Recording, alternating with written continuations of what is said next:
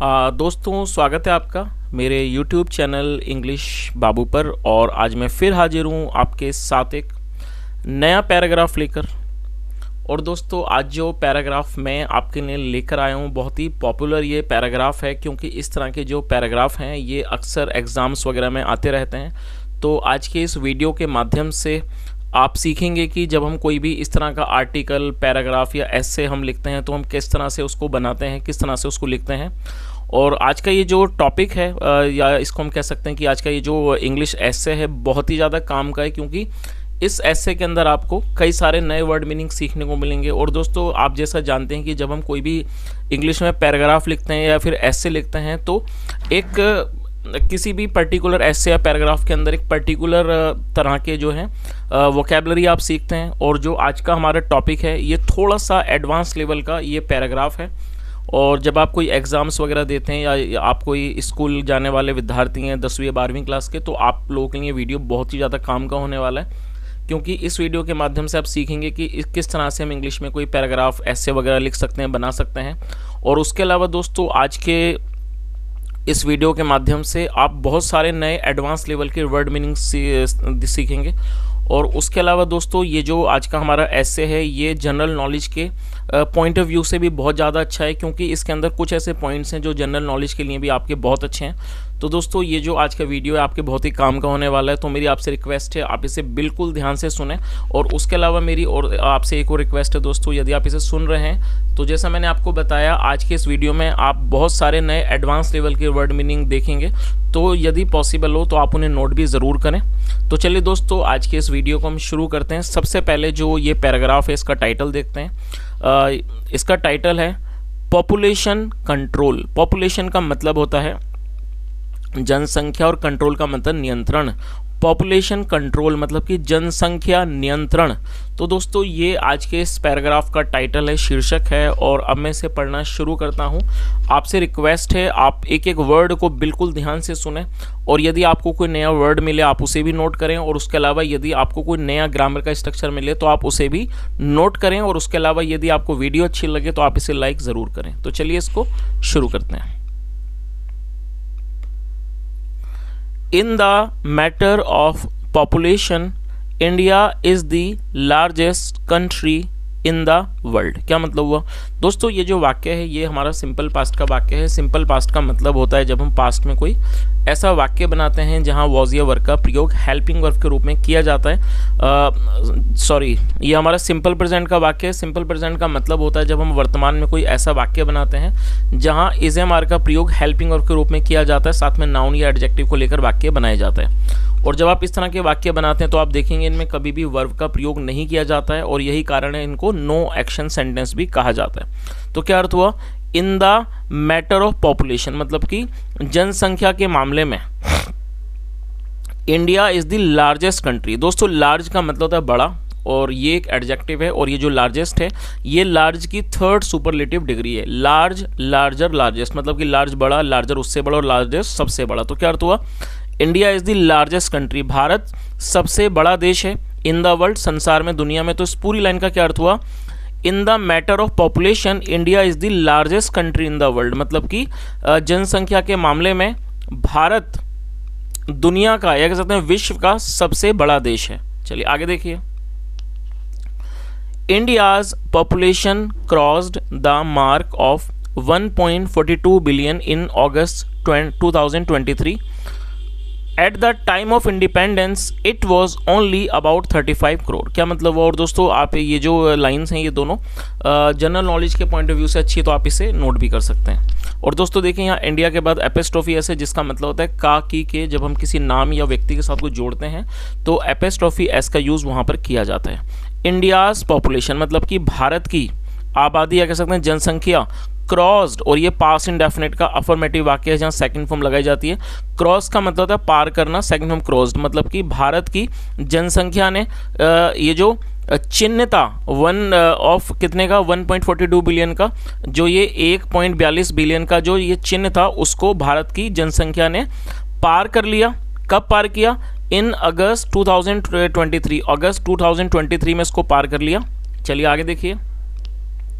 At the time of independence, and independence का मतलब स्वतंत्रता, मतलब कि स्वतंत्रता के समय it was only about 35 crore, ये सिर्फ लगभग 35 करोड़ थी। चलिए आगे देखिए।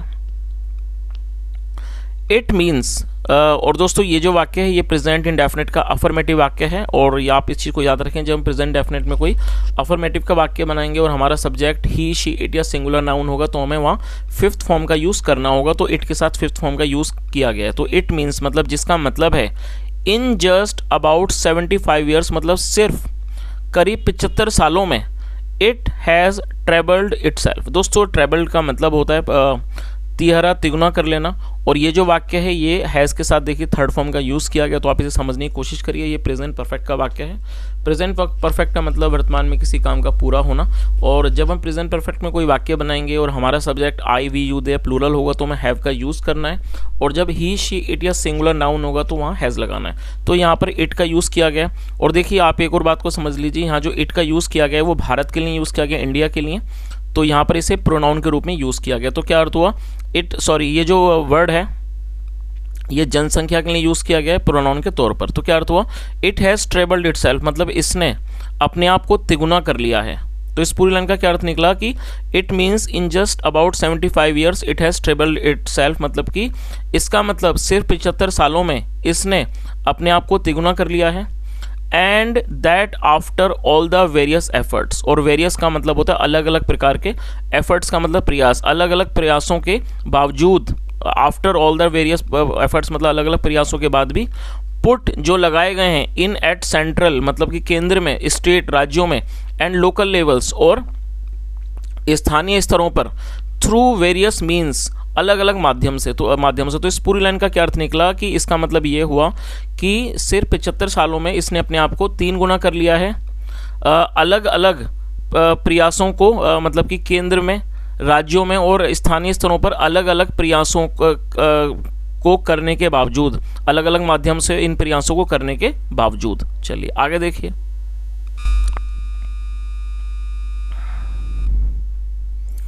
India has one of the most liberal laws on abortion in the world। क्या मतलब हुआ दोस्तों, सबसे पहले आप इस वाक्य को समझिए कि किस प्रकार का वाक्य है। ये एक पजेसिव वाक्य है। पजेसिव का मतलब होता है जब हम वर्तमान में कोई ऐसा वाक्य बनाते हैं जहां ये दिखाते हैं कि किसी के पास कुछ है, इस तरह के वाक्यों को पजेसिव वाक्य कहा जाता है, जहां पर हैज़ या हैव का प्रयोग हेल्पिंग वर्ब के रूप में किया जाता है और वहां पर कभी भी वर्ब का प्रयोग नहीं किया जाता है। तो क्या अर्थ हुआ, India has one of the most liberal, most मतलब सबसे ज़्यादा, अत्यधिक, और लिबरल एडजेक्टिव है जिसका मतलब होता है उदार या फिर कह सकते हैं कि व्यापक सोच वालों से लिबरल कहा जाता है, और अबॉर्शन का मतलब होता है गर्भपात। तो इस लाइन का क्या अर्थ हुआ, India has one of the most liberal laws on abortion in the world, मतलब कि भारत में, मतलब क्या कह सकते हैं कि इसको, India has one of the most liberal laws on abortion in the world, मतलब कि विश्व में, भारत में सबसे अधिक या कह सकते हैं सबसे ज़्यादा उदार कानून है किस चीज़ में, अबॉर्शन को लेकर, गर्भपात को लेकर सबसे ज़्यादा उदार कानून है कहाँ, भारत में। But this has resulted in another melody. क्या अर्थ हुआ, देखिए यहाँ जो वाक्य है यहाँ भी हैज़ के साथ थर्ड फॉर्म का यूज़ किया गया, तो ये भी हमारा प्रेजेंट परफेक्ट का वाक्य है। रिजल्ट का मतलब होता है किसी चीज़ का परिणाम। बट दिस हैज़ रिजल्टेड मतलब लेकिन इसका ये परिणाम हुआ है इन अनादर मेलेडी, कि ये एक तरह से एक और रोग हो गया। मेलेडी का मतलब कोई भी समस्या, रोग। एंड और दैट, और वो ये है, is the menace of female foeticide. और वो क्या है, is the menace of female foeticide. Female foeticide को आप नोट कर लीजिए। फीमेल फेटिसाइड का मतलब होता है कन्या भ्रूण हत्या, और वो क्या चीज़ है, मेनेस। मेनेस मतलब खतरा। तो इस पूरी लाइन का क्या अर्थ निकला कि but this has resulted in another melody, लेकिन ये जो है इसका जो परिणाम हुआ है वो क्या हुआ है, एक और रोग, एक और समस्या हो गई है। किस चीज़ की, is that the menace of female foeticide, मतलब कि महिला भ्रूण हत्या के खतरे की एक और समस्या हो गई है। विच इज़ द रिजल्ट, जो कि एक परिणाम है, of easy availability.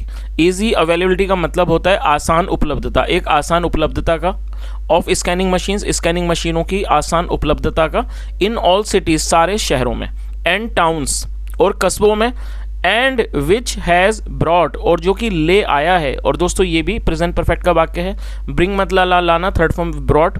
Which has brought, जो कि ले आया है। द फीमेल रेशो, मतलब कि महिला का अनुपात, महिलाओं का अनुपात।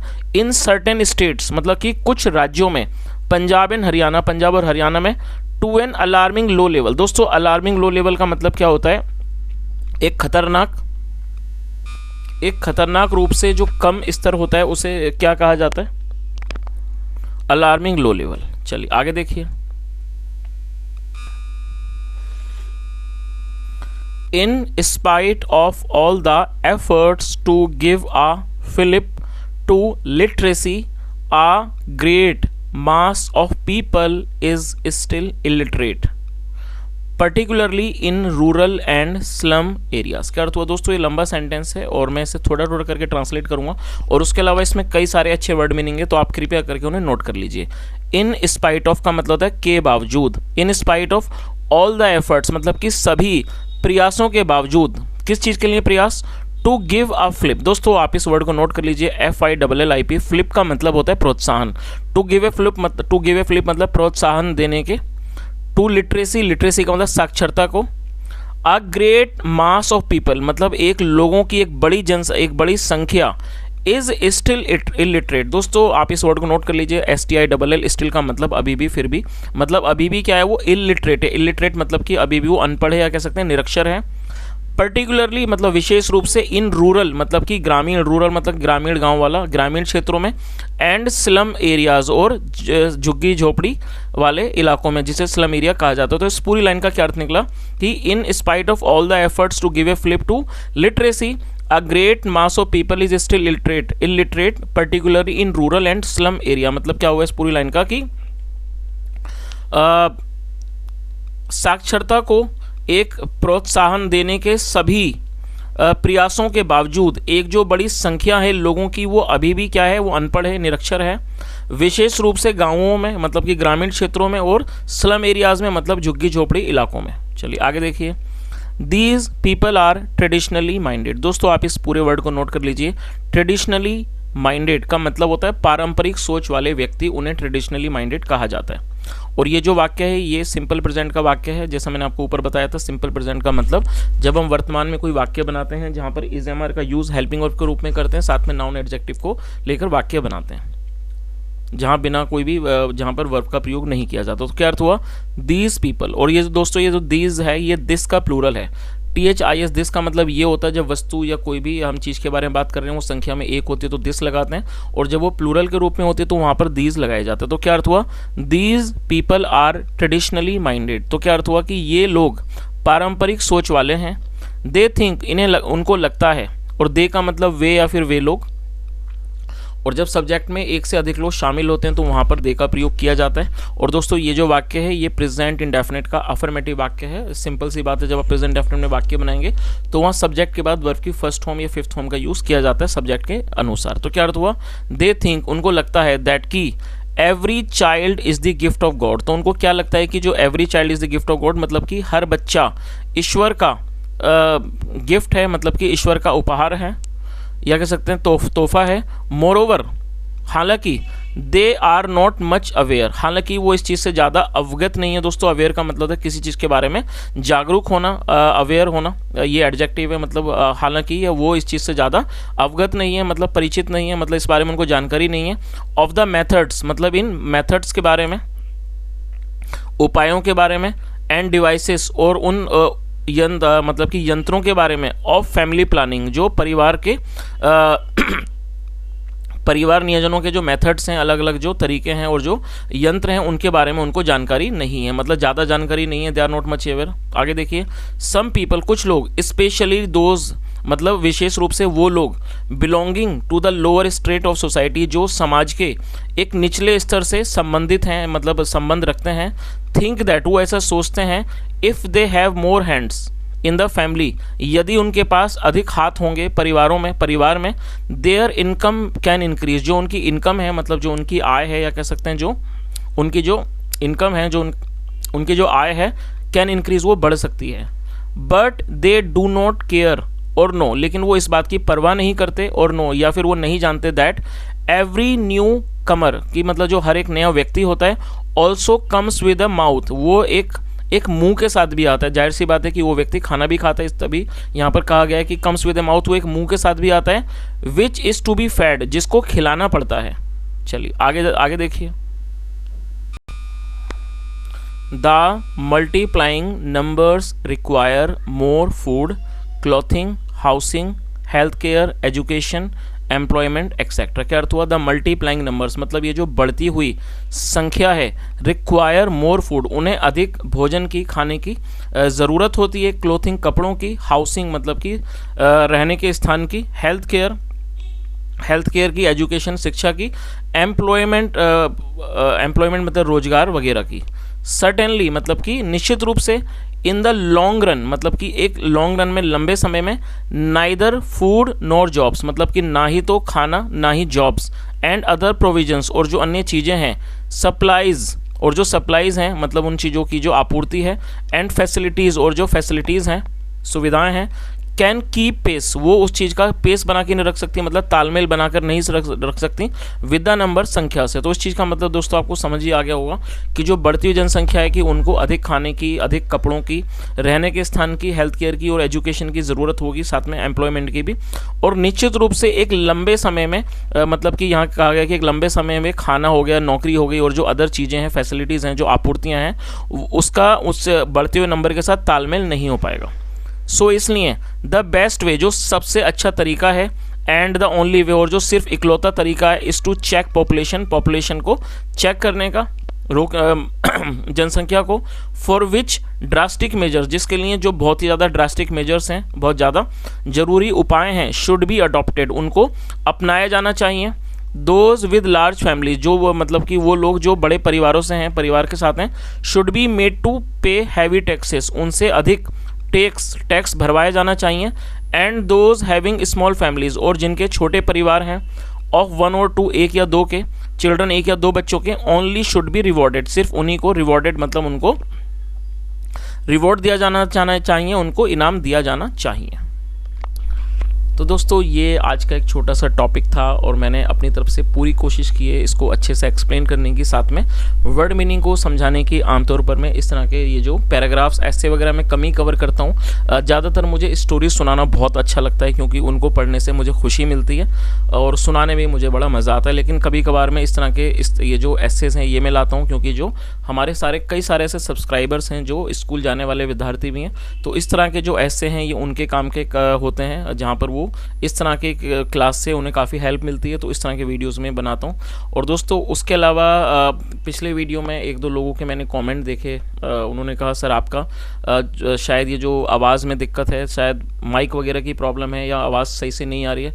तो दोस्तों मैं बताना चाहूँगा कि जो ये मेरा माइक है काफ़ी पुराना माइक है, काफ़ी समय से मैं यूज़ कर रहा हूँ, तो हो सकता है कई बार माइक सही काम नहीं करता है और मैं कोशिश करूँगा दोस्तों कि मैं एक नया माइक लूँ ताकि जो आवाज़ की जो दिक्कत कभी कभी हो जाती है वो प्रॉब्लम ना हो और आप आवाज़ सही से सुन सकें। तो अभी थोड़ा सा आप कह सकते हैं कि हाथ टाइट है, थोड़ा सा अभी आगे मतलब थोड़ा समय दीजिए और मैं कोशिश करूँगा कि जल्दी से एक नया माइक लूँ और मैं फिर अच्छे अच्छे वीडियो आपके लिए लाऊँ। यहाँ तक सुनने के लिए thank you so much, have a nice day and bye.